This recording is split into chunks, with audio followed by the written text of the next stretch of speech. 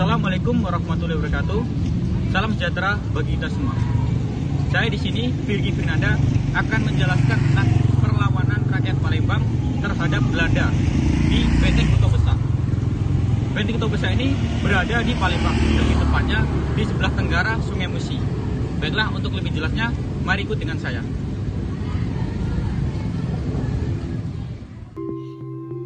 Setelah runtuhnya kerajaan maritim terbesar se-Nusantara, yaitu Kerajaan Sriwijaya, Palembang tidak lagi menjadi tempat yang ramai, seperti pada waktu Kerajaan Sriwijaya berkuasa. Namun, selang berpuluh tahun kemudian, berdiri lagi sebuah kerajaan yang kelak cukup disegani, dengan nuansa Islam yang begitu kental, yaitu Kesultanan Palembang Darussalam. Kerajaan Islam Palembang inilah yang kembali menghidupkan denyut nadi kehidupan di Palembang, khususnya di daerah Sumatera Selatan dan sekitarnya. Jejak kejayaan Kesultanan Palembang Darussalam tidak banyak yang bisa ditinggalkan untuk generasi selanjutnya, dikarenakan sangat sedikit sekali peninggalan sejarah dari Kesultanan Palembang Darussalam yang masih tersisa. Semua itu terjadi karena ulah bengis dari Kompeni Belanda yang telah mengusik dan menghancurkan keharmonisan yang ada di Palembang di bawah kekuasaan Kesultanan Palembang Darussalam. Peninggalan besar dari Kesultanan Palembang Darussalam yang masih bisa kita saksikan saat ini hanyalah Masjid Agung dan Benteng Kota Besar yang hingga sekarang masih berdiri kokoh di pinggiran Sungai Musi, di mana benteng ini menyimpan begitu banyak kisah dari sebuah kerajaan besar yang pernah berdiri di bumi Palembang. Di sini adalah tempat perlawanan rakyat Palembang terhadap Belanda.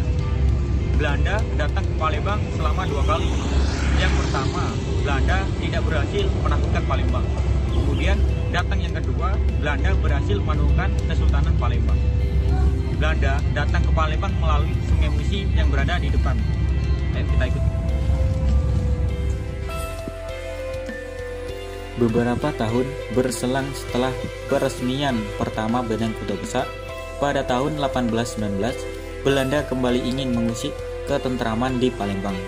Mereka berusaha menaklukkan Kesultanan Palembang Darussalam yang saat itu sedang berada di masa puncaknya. Belanda kembali berupaya untuk menduduki Palembang seperti saat mereka membumi hanguskan Keraton Kutogawang pada 1651. Akan tetapi, kali ini Kesultanan Palembang Darussalam sudah jauh lebih siap dengan adanya benteng pertahanan yang kokoh, siap untuk membendung serangan kompeni dari Belanda. Belanda pun tidak mengira bahwa saat itu Kesultanan Palembang Darussalam sudah jauh lebih siap dengan adanya benteng Kota Besar.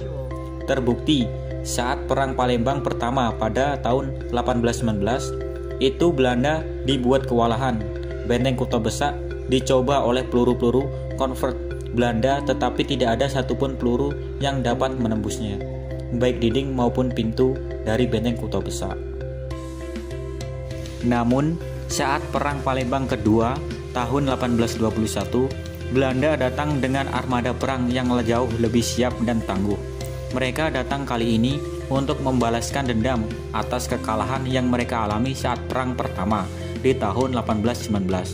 Kekalahan pada Perang Pertama telah mencorengkan wajah kompeni Belanda, sehingga pada Perang Kedua ini mereka datang dengan persiapan yang jauh lebih tangguh dan datang kali ini dengan tujuan untuk menang dan menjatuhkan kekuasaan Kesultanan Palembang Darussalam dari bumi Palembang.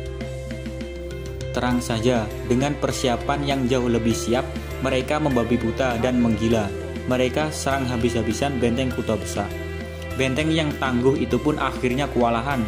Benteng yang telah dipertahankan mati-matian ini akhirnya jatuh di tangan Belanda, dan Kesultanan Palembang Darussalam akhirnya ditaklukkan Belanda pada tahun 1921 dengan ditandai ditangkapnya Sultan Mahmud Badarudin II dan kemudian diasingkan di Ternate, hingga akhirnya beliau dimakamkan di sana, bukan di Palembang tempat kelahirannya.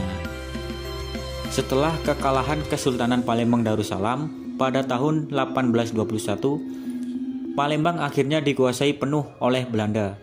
Keraton Kuto Lamo yang berada di sisi timur benteng Kuto Besak di bumi hanguskan, dibuat rata dengan tanah, tetapi tidak untuk benteng Kuto Besak.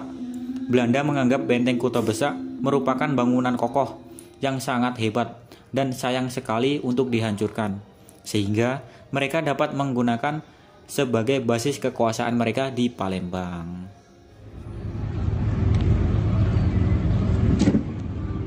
Itulah sedikit penjelasan tentang perlawanan rakyat Palembang terhadap Belanda. Sekian dari saya pamit undur diri. Wassalamualaikum warahmatullahi wabarakatuh.